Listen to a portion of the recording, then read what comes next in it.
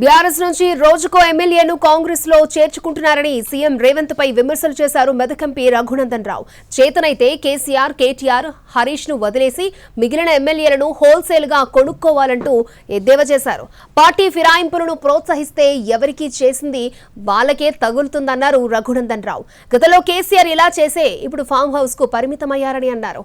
4.5 ఏళ్ల తర్వాత రేవంత్ కూడా ఇదే సిచ్యువేషన్ అనుభవించక తప్పదన్నారు బీజేపీ ఎంపీ.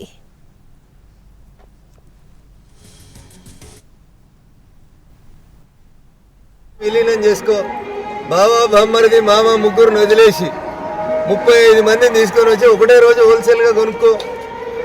అట్లా చేయకుండా రోజుకొకరిని తీసుకొని వచ్చి శాసనసభ బడ్జెట్ సమావేశాల వరకు 2/3 తీసుకొని పోయి విలీనం చేస్తామనే రీతి లోపల చేస్తున్నటువంటి ఈ రాజకీయ క్రీనీడ అది చంద్రశేఖరరావు గారు చేసినా, రేవంత్ రెడ్డి గారు చేసినా కానీ ఎవరిది వాళ్ళకే దాక్కుతుంది.